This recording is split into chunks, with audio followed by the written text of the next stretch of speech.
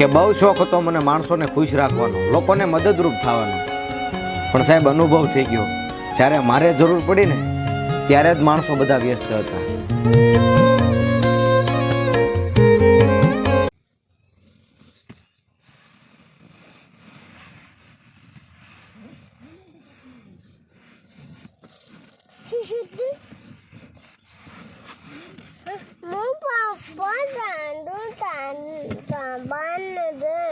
પપ્પાનું સાચી